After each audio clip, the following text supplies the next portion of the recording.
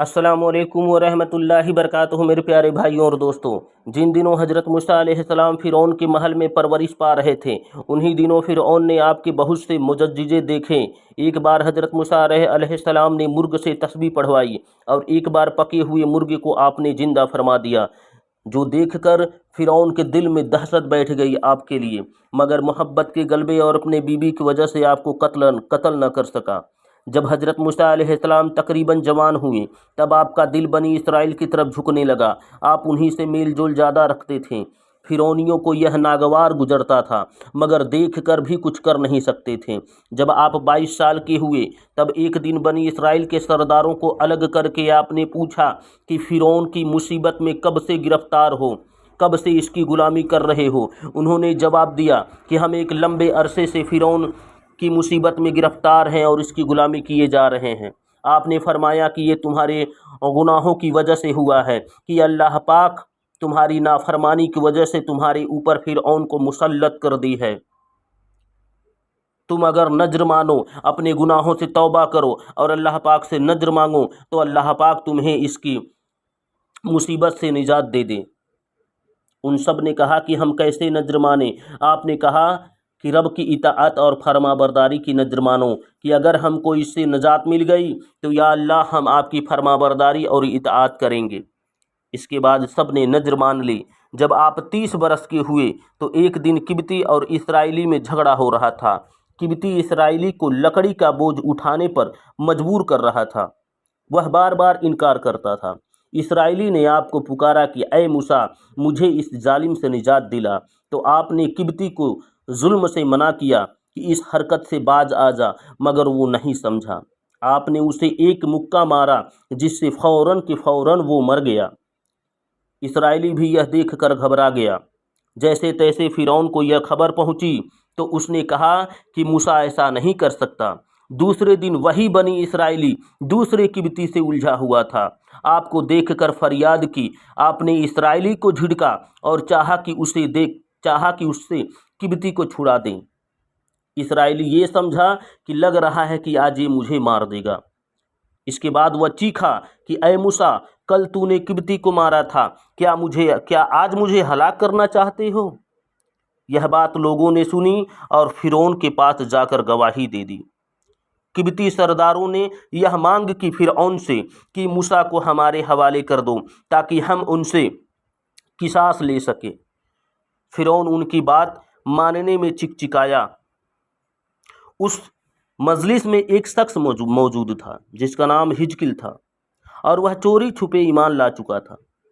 उसने हज़रत मूसा अलैहिस्सलाम को खबर दी कि आपके कत्ल के मशवरे हो रहे हैं महल में, बेहतर है कि आप कहीं चले जाएं।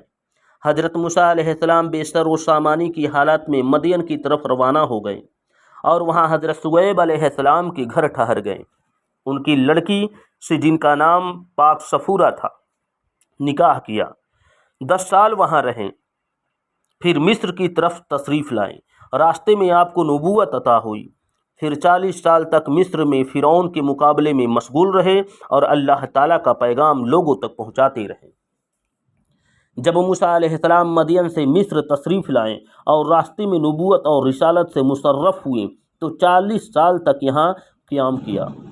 इस बीच आप फ़िरऔन और फ़िरौनियों से मुकाबला करते रहें और उनको बड़े बड़े मुअज़्ज़िज़े दिखाते रहें कि वह ईमान ले आएँ, मगर वह ईमान न लाएँ।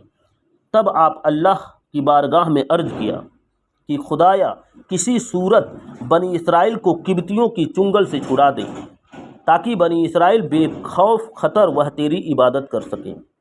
अल्लाह का हुक्म आया कि तुम बनी इसराइल को जमा करके रातों रात यहाँ से कूच कर जाओ।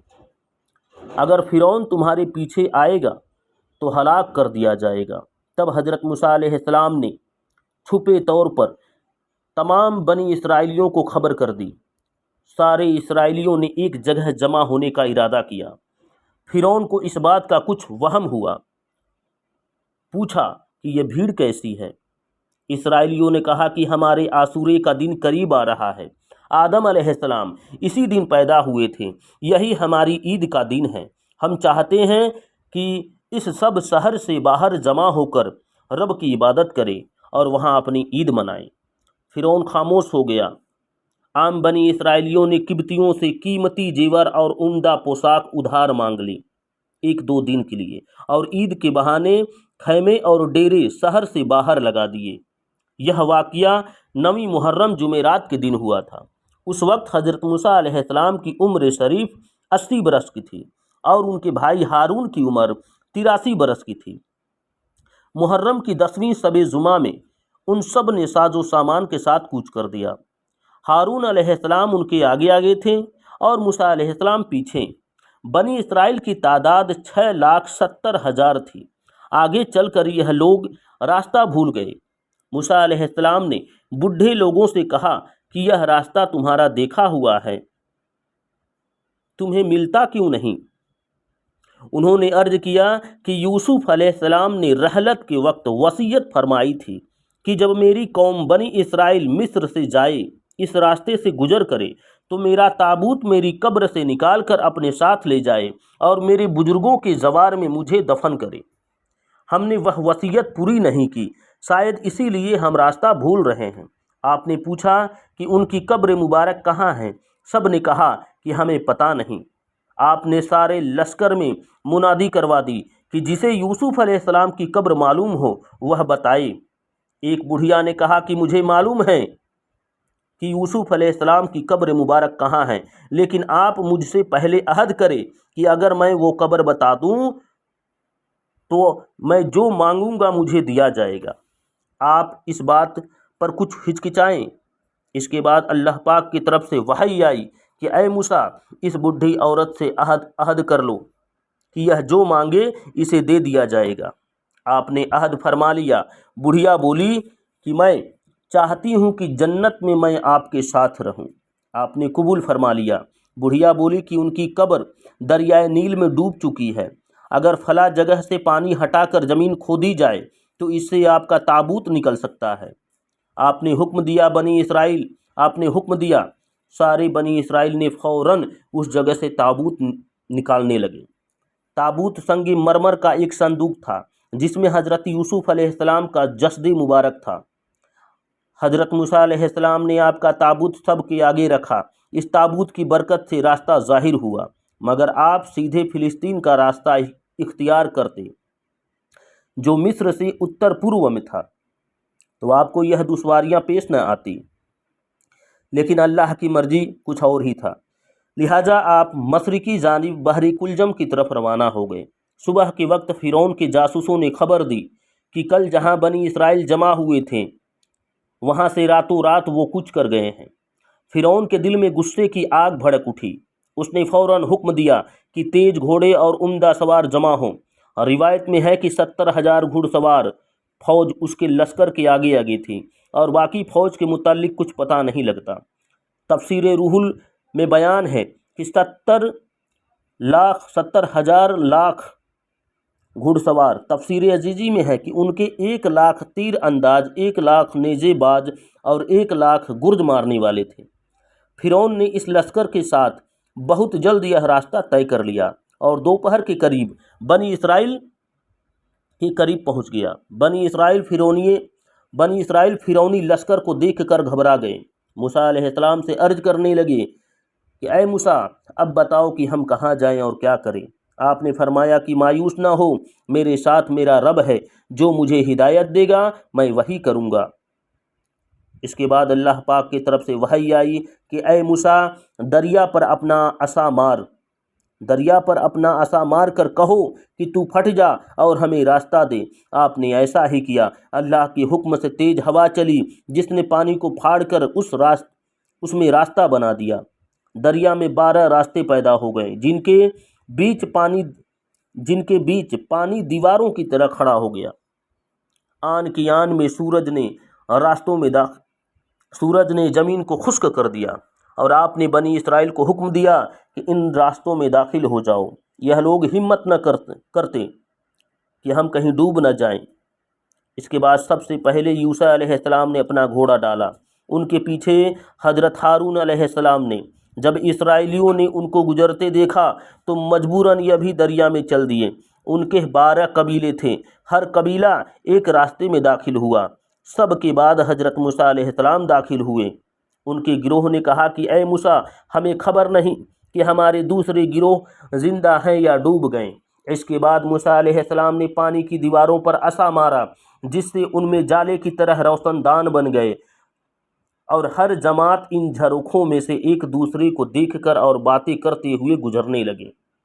اتنے میں فرعونی لشکر بھی دریا کے دوسرے کنارے پر آ پہنچا۔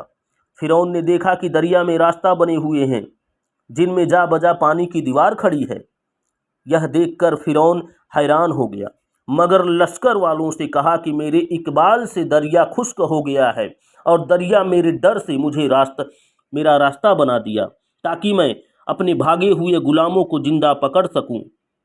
اگر یہ اسرائیلی ڈوب جاتے تو مجھے غلام کہاں سے ملتے؟ حامان نے چپکے سے کہا کہ دریا میں قدم نہ رکھنا، ورنہ تیری خدائی کی کلئی کھل جائے گی، بھید کھل جائے گی۔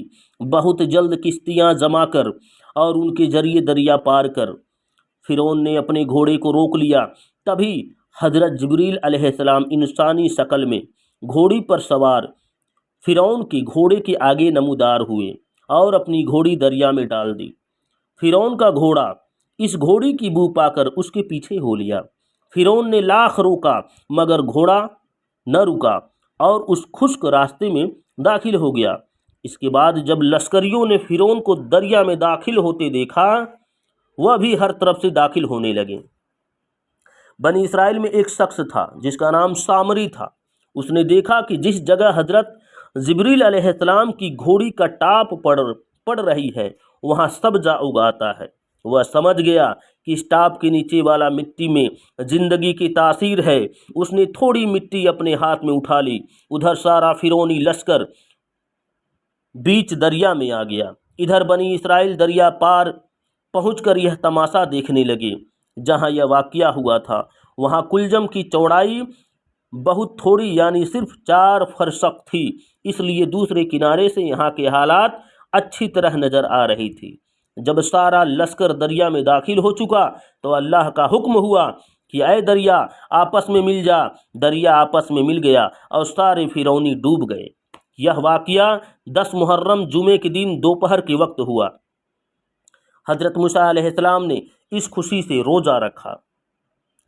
بنی اسرائیل کے دل میں فرعون کی ایسی ہیبت بیٹھی ہوئی تھی کہ انہیں اس کے ڈوبنے کا یقین نہ ہوا۔ تب دریا نے اس کی اور چند لوگوں کی لاشیں باہر پھینک دی تاکہ بنی اسرائیل کو فرعون کے ختم ہو جانے کا یقین ہو جائے۔